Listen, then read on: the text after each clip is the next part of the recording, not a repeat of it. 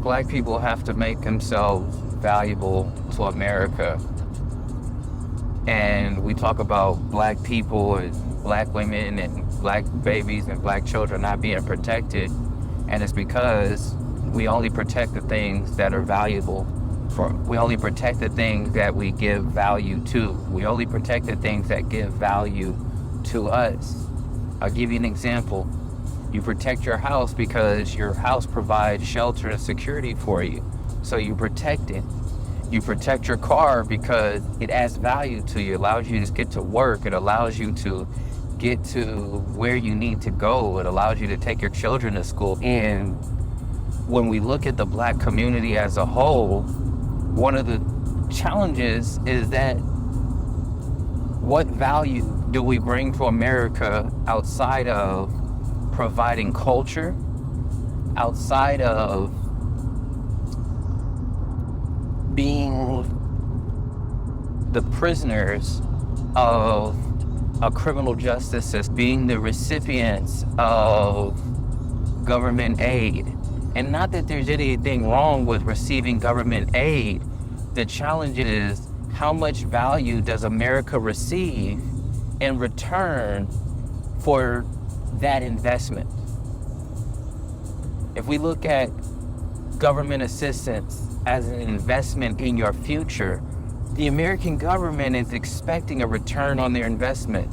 The American people, by extension, the American government, they're expecting a return on their investment for providing food stamps, for providing housing vouchers. They're expecting a return on investment.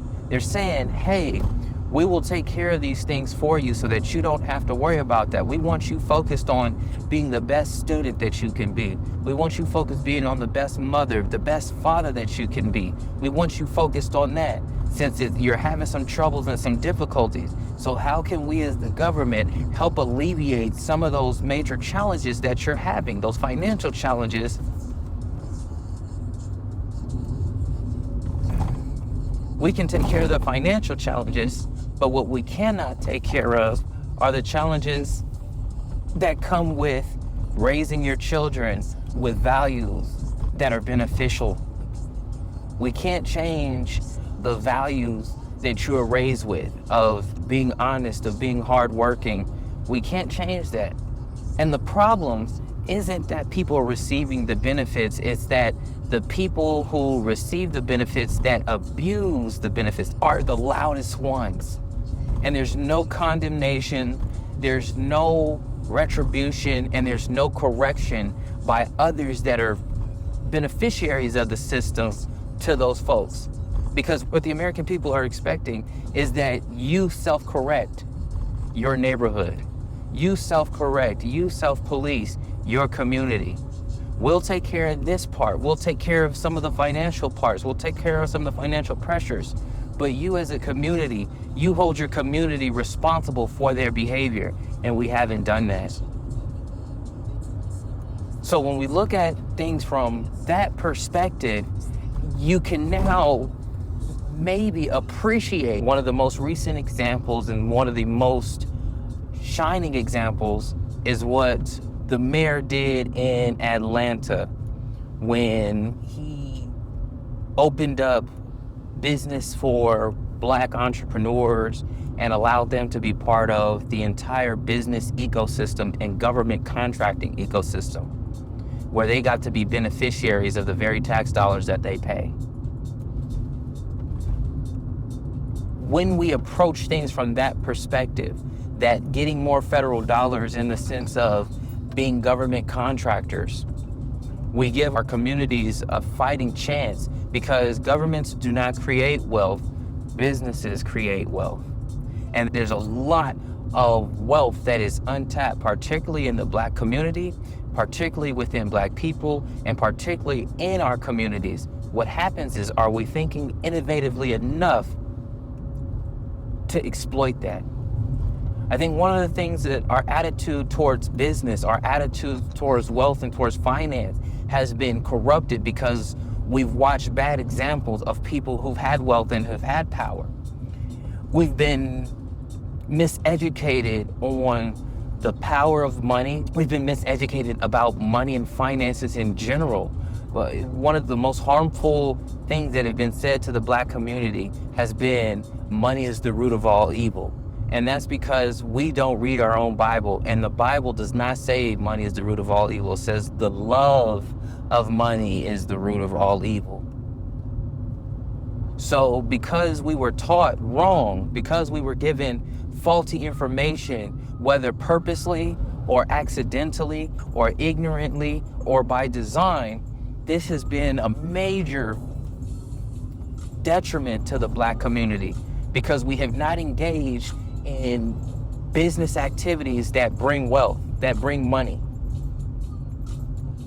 There's an axiom of the world that money makes the world go round. And what's going on in the Black world? Are we going around in circles? Are we chasing our tail or are we chasing progress? Are we chasing abundance or are we negating and being negligent with our potential and with our power? Are we utilizing the world's excuses and vices, or are we using our God-given talents, gifts, and abilities? Business allows for us to utilize our God-given talents, gifts, and abilities in a way that helps others and helps ourselves at the same time. I used to think it was corny for folks that were always talking about business until I started to recognize the freedom and the power that you have when you are in control of what you get paid. When you watch your money double and triple and quadruple and quintuple. When you watch others who are punching in a clock every day, but as a result of investments that you've made, either in yourself or in other businesses, how you didn't have to lift a finger and all of a sudden your wealth has just exploded. What goes on in our communities? We squander our wealth because we don't know what to do with it. What goes on in our community? We squander our wealth because we're hurting and we're in pain. What goes on in our communities? We think that we won't live a long life, so we try to enjoy as much of this life as possible. All the physical pleasures instead of recognizing the spiritual nature of being in business. The simple act of creation is one of the closest acts that you can get to God. What did you do? You took an idea and you created something physical out of it. You're exhibiting one of the qualities of God, of taking an idea and turning it into reality. So how do we utilize our God-given power, our God-given attributes? Do we use it to create or do we use it to destruct? Those are questions that we have to ask ourselves. And when we start recognizing the spiritual nature of things and being able to communicate those spiritual things in a worldly manner, because the world doesn't necessarily, how can you tell somebody that they're blind and they don't even know that they're supposed to see?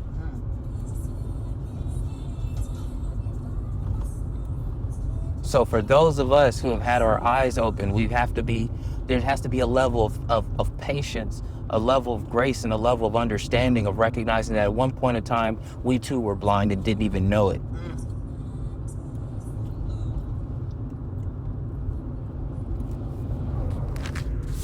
That was deep, man.